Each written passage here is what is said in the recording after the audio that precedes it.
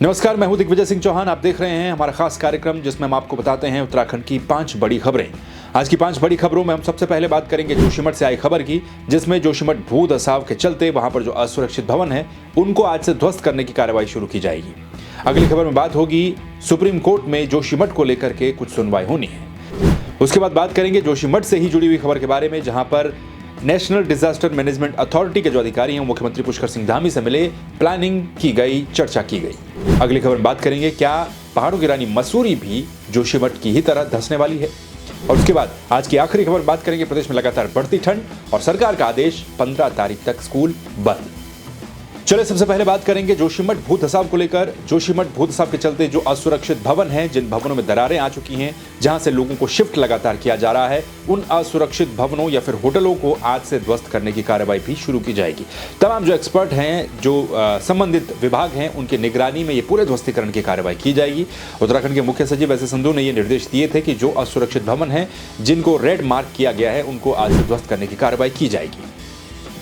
केंद्रीय भवन अनुसंधान संस्थान यानी कि CBRI के वैज्ञानिकों की देखरेख में लोक निर्माण विभाग की टीम इन भवनों को ढहाने का काम आज से शुरू करेगी। दोनों ही संस्थाओं की टीमें जोशीमठ में पहुंच चुकी हैं। असुरक्षित भवनों पर पहले से ही लाल निशान लगा दिए गए हैं। आपदा प्रबंधन के सचिव डॉक्टर रंजीत सिन्हा ने प्रेस वार्ता में बताया था कि जोशीमठ पहुंची CBRI की टीम ने सोमवार को मलारी इन और माउंट व्यू होटल का सर्वे किया था। इन दोनों होटलों को ढहाने की शुरुआत सबसे पहले की जाएगी, यानी कि सबसे पहले इन दोनों ही होटलों को ढहाया जाएगा। आपको बता दें कि ये वही 2 होटल हैं जिनमें सबसे ज्यादा क्षति पहुंची है। केंद्रीय भवन अनुसंधान संस्थान रुड़की के विशेषज्ञों की टीम के निर्देशन के साथ ही वहां पर NDRF की टीम, SDRF की टीम भी मौजूद रहेगी और इनकी मौजूदगी में करीब 60 से 70 मजदूर जो है वहां पर मौजूद रहेंगे। JCB के साथ जो असुरक्षित भवन है जिनको मार्क किया गया है, इनको ध्वस्त करने की कार्रवाई आज से शुरू की जा रही है। अगली खबर भी जोशीमठ से जुड़ी हुई ही। दरअसल जोशीमठ को लेकर सुप्रीम कोर्ट में भी एक जनहित याचिका दायर की गई थी।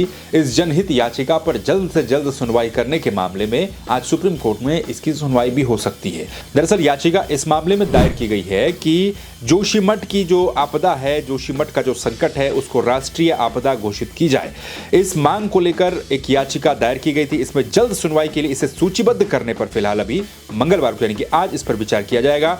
चीफ जस्टिस DY चंद्रचूड़ और जस्टिस PS नरसिम्हा की पीठ में सोमवार को याचिकाकर्ता स्वामी अवि मुक्तेश्वरानंद सरस्वती की ओर से पेश वकील ने ये याचिका दायर की थी। इसमें कहा गया था कि इसको मंगलवार को ही इस मामले को मेंशन किया जाए, जिसमें जल्द से जल्द इस पर सुनवाई करने का आग्रह भी किया गया था। उनका कहना था कि जोशीमठ में जो कुछ भी हो रहा है वो बड़ी बड़ी परियोजनाओं और बड़े बड़े निर्माणों और उसके लिए किए जा रहे ब्लास्ट की ही देन है। इसलिए इस आपदा को राष्ट्रीय आपदा घोषित किया जाए और इस संबंध में जो जनहित याचिका लगाई गई थी उसको सूचीबद्ध करने के लिए आज कोई फैसला सुप्रीम कोर्ट में आ सकता है।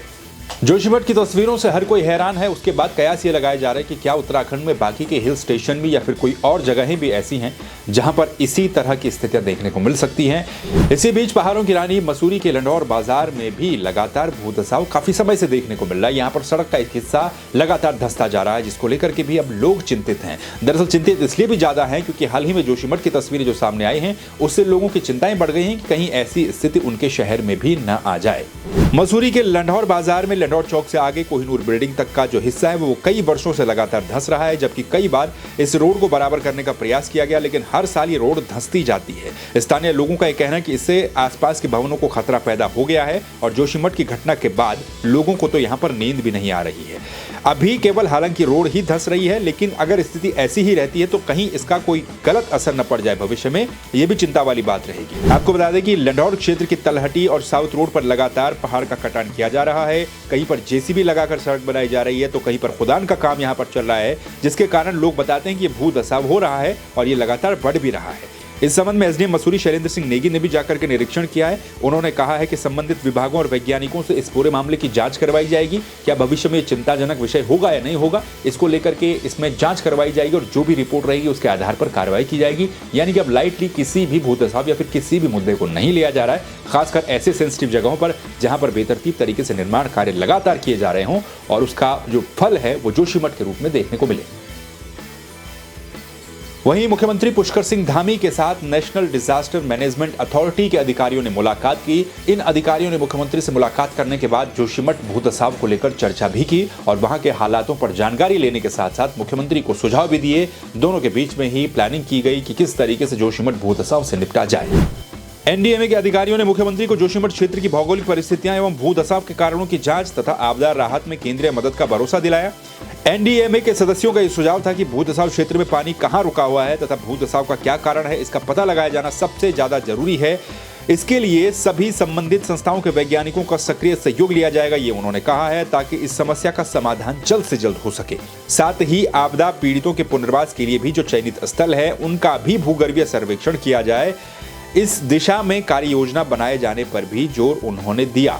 साथ ही उन्होंने कहा है कि एक सिंगल विंडो सिस्टम रखा जाए, यानी कि एक ही छत के नीचे जोशीमठ की जितनी समस्याएं हैं उनका उपचार एक ही छत के नीचे किया जाए, जिससे जल्द से जल्द लाभ मिल सके और जल्द से जल्द काम हो सके। चलिए बात कर लेते हैं उत्तराखंड के मौसम को लेकर। दरअसल मौसम विभाग ने अनुमान जताया कि पश्चिमी विक्षोभ का असर अब उत्तराखंड में देखने को मिल सकता है। आज से यानी कि मंगलवार से आने वाले कुछ दिनों तक प्रदेश में ठंड और भी ज्यादा बढ़ सकती है। बारिश कुछ इलाकों में हो सकती है, हालांकि अभी बर्फबारी की संभावनाएं नजर नहीं आ रही है। अत्यधिक ऊंचाई वाले इलाकों में ही कुछ दिनों के बाद बर्फबारी की संभावनाएं नजर आती है, लेकिन ठंड लगातार बढ़ती जाएगी। इसी को लेकर के सरकार ने भी प्रदेश के सभी स्कूलों को 15 जनवरी तक बंद करने के आदेश दे दिए हैं, यानी कि सभी स्कूल लगातार ठंड के चलते और कोहरे की संभावना के चलते 15 जनवरी तक बंद रहेंगे, जिसमें चाहे वो सरकारी हो, अशासकीय हो या फिर पब्लिक स्कूल हो, सभी स्कूलों को 15 जनवरी तक बंद रखा जाएगा। ये थी उत्तराखंड की 5 बड़ी खबरें। इन खबरों को लेकर आपकी क्या प्रतिक्रिया, आप कमेंट करके जरूर बताइएगा। बाकी खबरों को देखने के लिए आप संवाद 365 को सब्सक्राइब कर लीजिए। नमस्कार।